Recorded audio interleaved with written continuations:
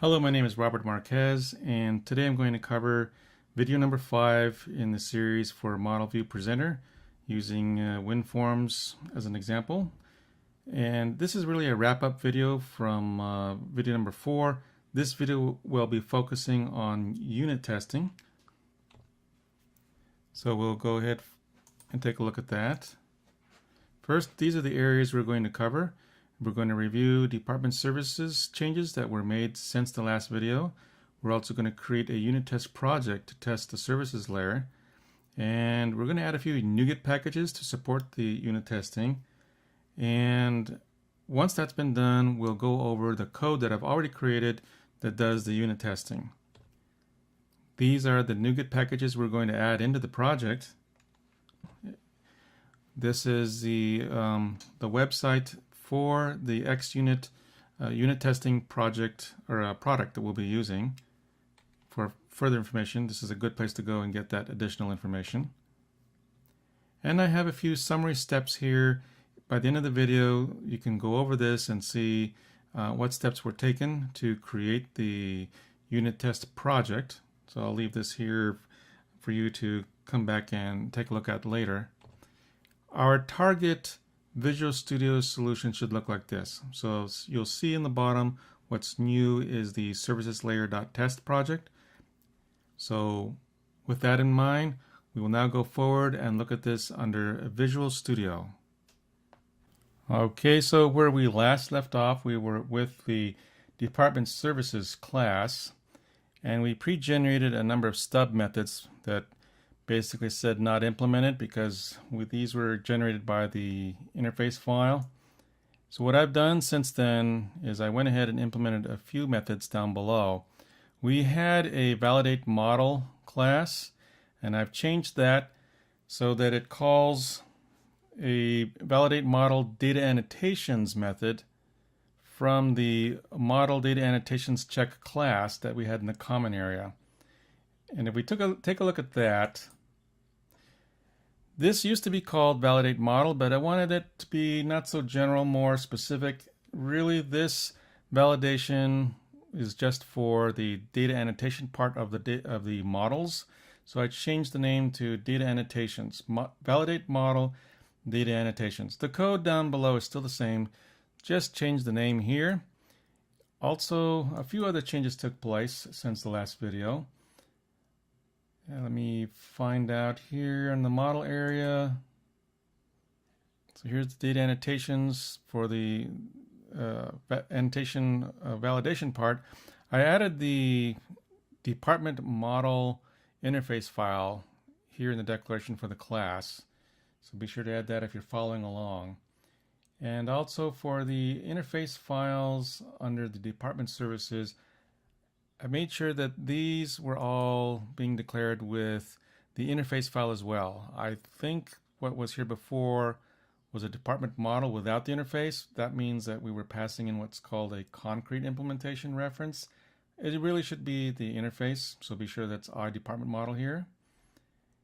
And same thing with the department services, the department repository file.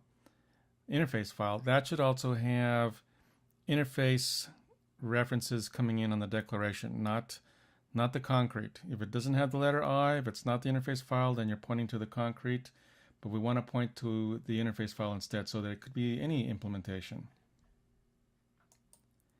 Going forward, looking at that bottom area that has been changed, so the validate model implementation under the department services class now calls two methods. One is the validate data annotations from the commons area, and another one is called validate department URL. That is one implemented internally here in the department services class, and that's shown down below here, validate department URL. This was done just as a demonstration that our validations are really not limited to just what's in the data annotations part of a model.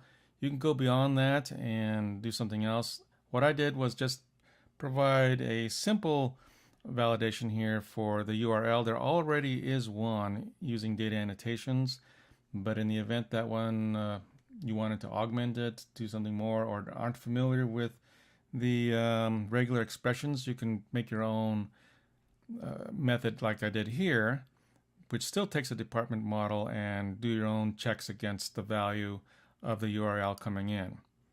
So you can take a look at this. There's nothing really special here. It's just a simple method to validate the department model URL. What I want to focus the attention to now really is the setup for a unit test, so that we can ensure that the code we're writing here, such as this and the one called in the general or the common area, actually works before we get too far into the project. We should be sure that what we're writing is actually working as soon as possible. So let's take a look at that. What we want to do is go to our solution layer and create a new project.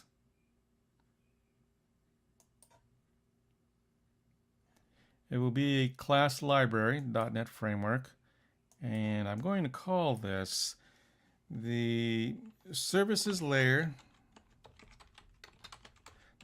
.tests, because this unit test is focused on the services layer. You can have other projects later to check other projects like the data access, but this one is just for the services. So I'll go ahead and create this.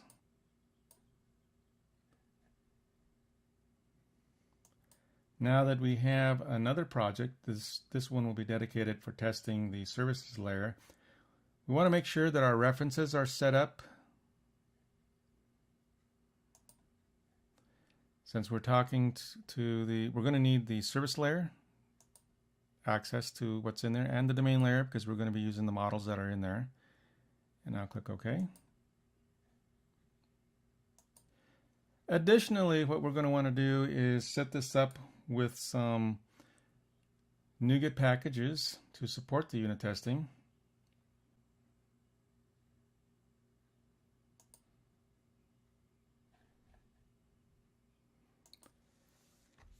So the first package I want to add in is the XUnit, and that's this one, and we'll click install. Click yes. It will bring in some additional dependency packages.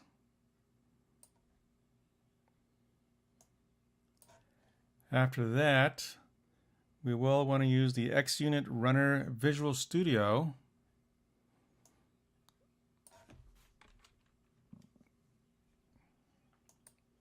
And this package allows XUnit to integrate with Visual Studio GUI that it provides for unit testing. So I will click install for that as well. Click OK. And finally, I want to add in a JSON package by Newtonsoft that has some formatting that I like.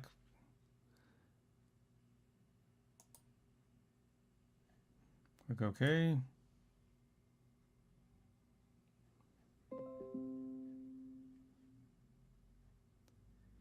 And we can go ahead and close our Nougat window now. Get rid of this default class. Class 1 will go by. And we'll add some of our own.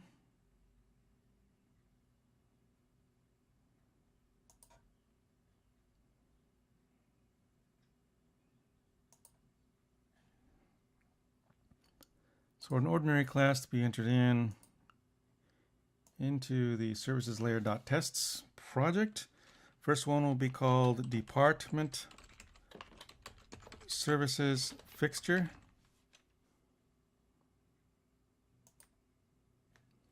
And one more.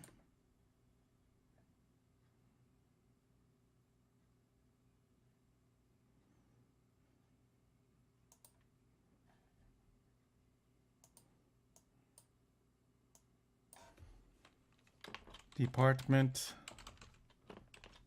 services validation tests.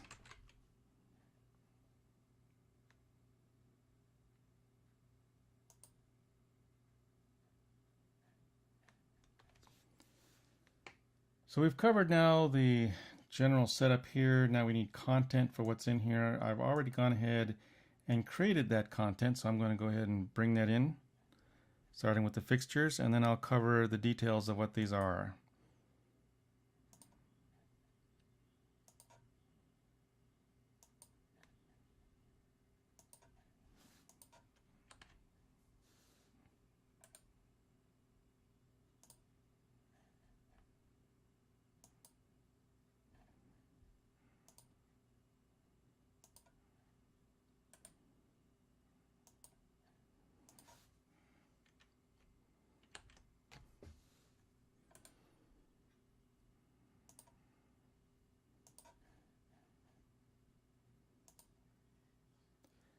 So I'll start first with the Department Services Fixture class.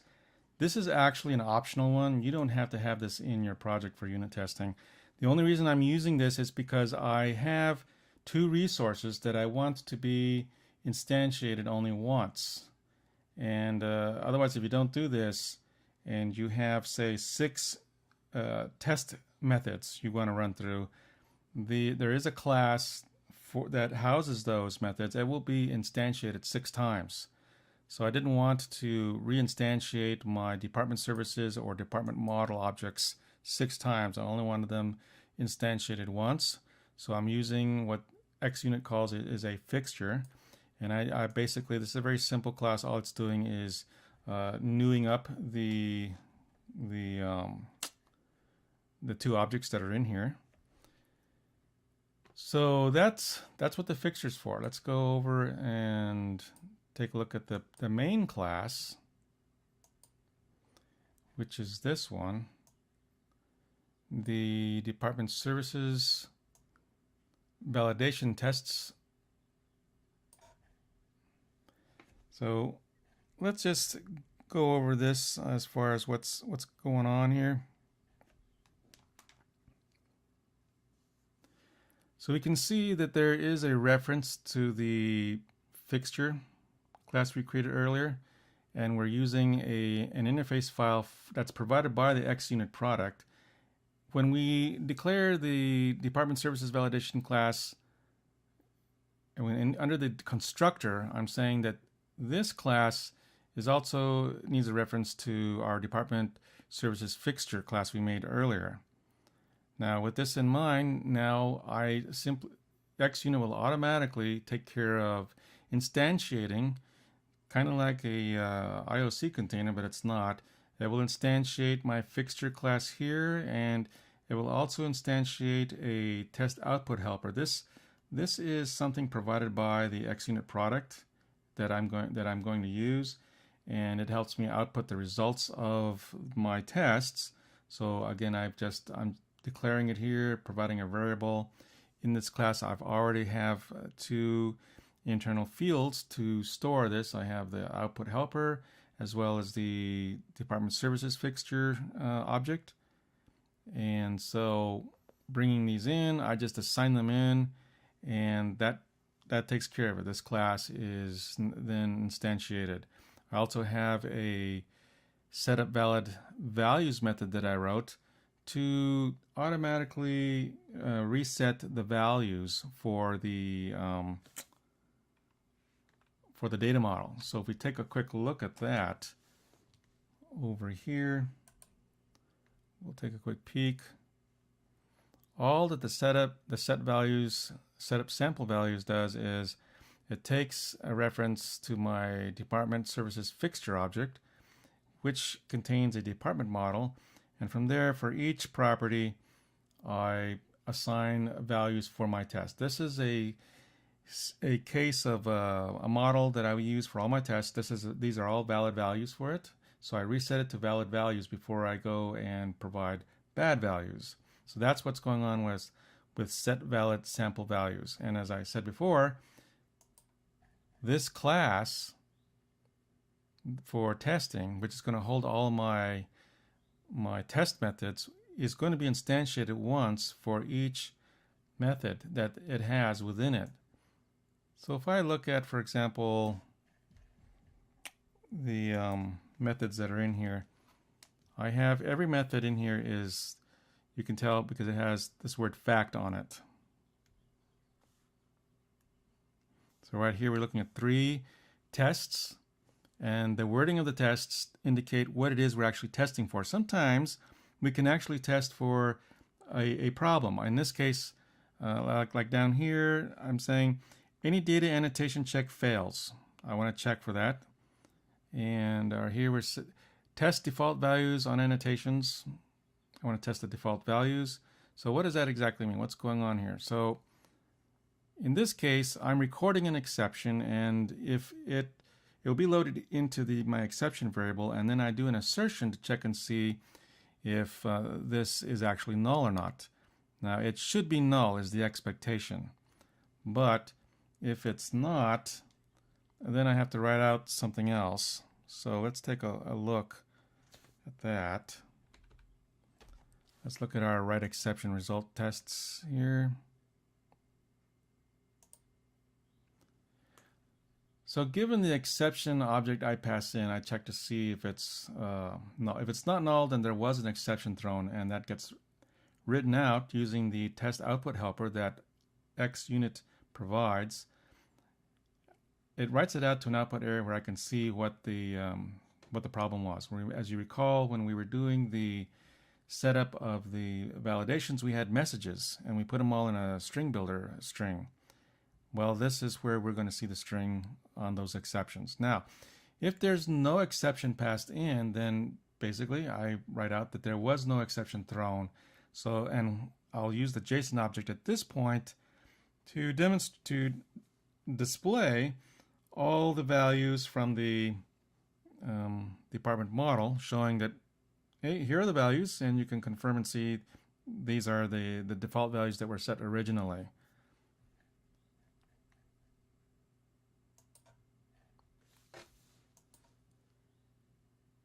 All right, so this is just the first test, and the wording should be such that it helps you understand what it is.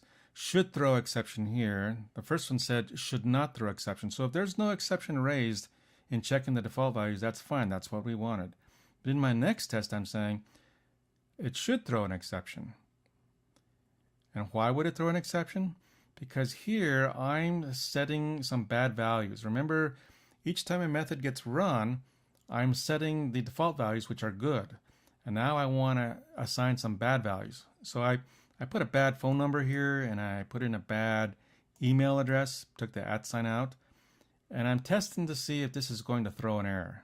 That's why it says should throw exception. And in this case, I'm using a XUnit assert that says throws, and I'm looking for the argument exception, because remember, that's what we were throwing in the department services validation annotation. Actually, that goes all the way back to the common area. Let's take a quick peek at that. Services, where's my, here we go. Here we were throwing argument exception. So we go back. We are checking for argument exception. This we're expecting to happen. If this test works correctly, we should get an exception raised here.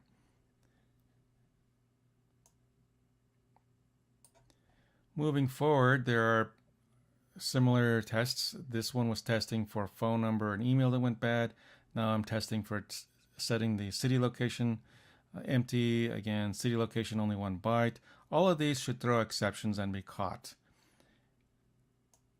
Now, if you really spend some time on this on your objects, you can really make quite a list of things to check, and then run the validation check on all of them at once and just check to see where they failed. So I'm going to do a quick run on this now. I will first bring up my Test Explorer window, which is down here, and you can see the tests are listed here that we were just looking at up here. So we have department URL, wrong host suffix, or wrong protocol, or city location is empty. So let's go ahead and run on one of these. So if we look at this validation method, it says should throw an exception. So we are expecting an exception here because we've added this bad character here for a phone number, and we've taken out the @ symbol for an email address here. And we're going to use the validate model data annotations module. So we're only looking at the data annotations section for this validation. And it says here should throw an exception. So we are expecting an exception to be thrown because we've created these bad values.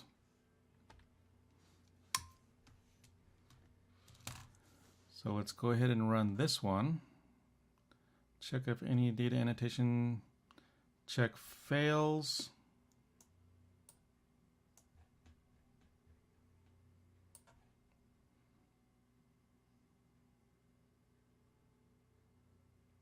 That's this one. So we'll go ahead and run it.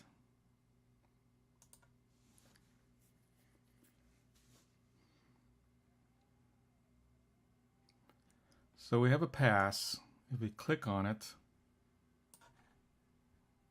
the output, which we had defined in the annotations of the model, says the phone format is incorrect and the email format is incorrect. And those were messages we had defined in the model. So this is working. If we plug in some bad values,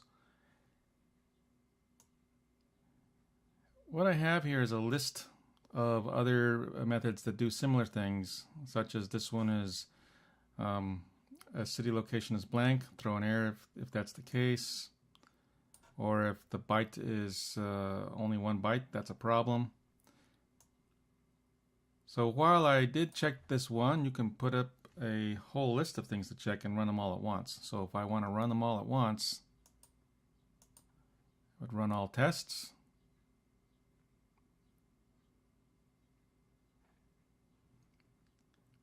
Okay, so there's something wrong with the one called wrong protocol. Something wrong with the way I set up the test on that one. Actually, if we just double click on it, it should take us there. It should throw an exception for the wrong protocol. Well, we are expecting HTTP. That's the correct protocol, so this is not a good test. We need to make it invalid. So I'll just say HTTPS and rerun this one.